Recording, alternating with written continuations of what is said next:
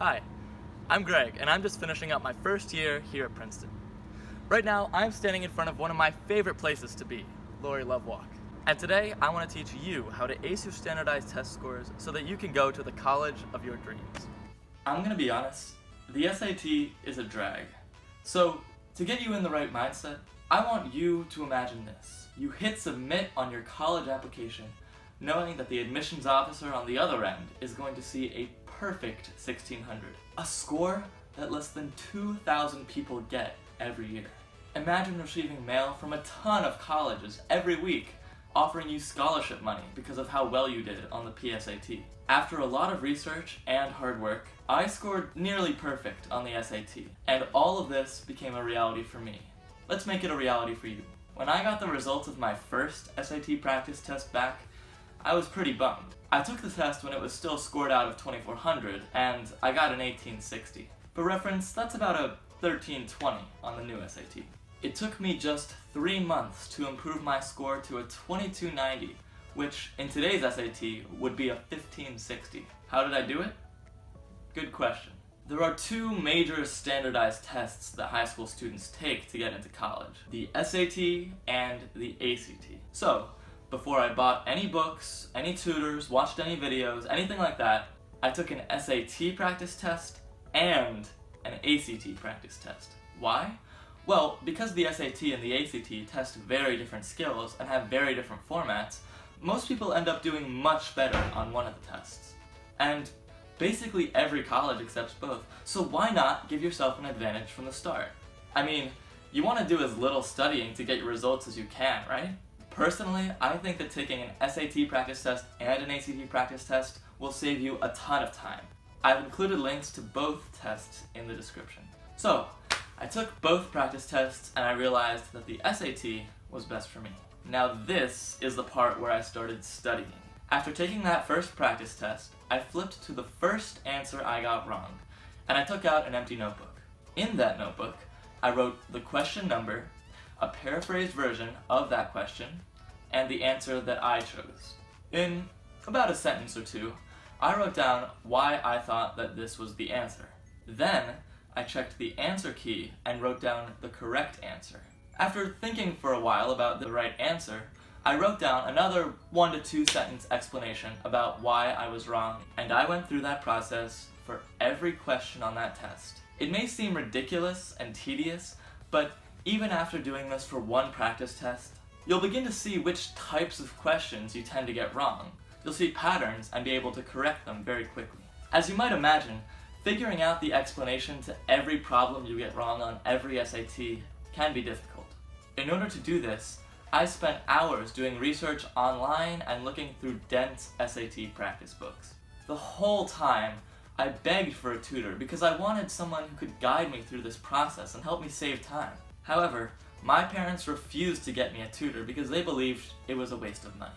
Since then, I've been on a search to prove them wrong. If you'd rather not spend all your weekends studying for the SAT like I did, I recommend getting a tutor from Crimson Education. I'm recommending Crimson because a lot of different SAT tutoring companies have offered to sponsor me.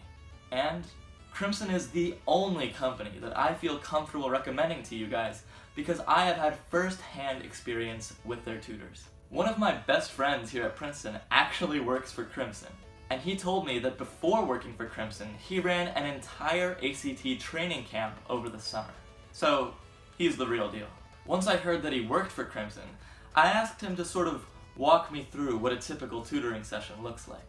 Now, I can't go into too many details here because I don't want to reveal Crimson's secrets, but the SAT strategies and planning that he laid out for me really made me jealous that I didn't have a tutor when I was going through this process. Also, Crimson Tutoring is 100% online, so your location does not matter at all. And they'll schedule a tutor for whenever you're available. So, if you want to give Crimson SAT Tutoring a try and support my channel, there's a link in the description where you can fill out an interest form. Now, I know that some of you would rather not spend the money on a tutor, neither did my parents. So for you, studying for the SAT yourself is basically the only option. To be honest, you have to be very self-motivated to make this method work, But if you're watching this video right now, you are motivated enough to learn about the SAT, so I believe that you can do it. One very useful resource is the College Confidential Forum. There, you'll find plenty of other students that are going through the SAT process, and I recommend making a group me with a few of them and going through practice tests together.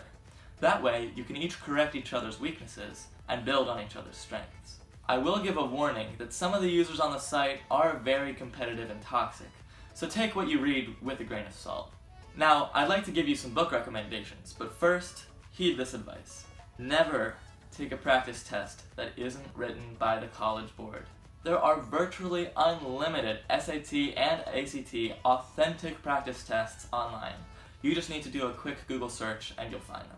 The best way to use SAT prep books that are not by the College Board is to do the exercises and learn the tips. Their practice tests are not standardized like the College Board's, and practicing using those can give you a false sense of what the test is going to look like. In order to self-study for the SAT or the ACT, you're going to have to buy the authentic practice test book. The next most important book to buy is the Black Book by Mike Barrett. There's a version for SAT and ACT. This book completely changed the way that I approach standardized tests. Instead of teaching you how to deal with individual problems, Mike talks about how the standardized testing process itself works, allowing you to take advantage of the weaknesses.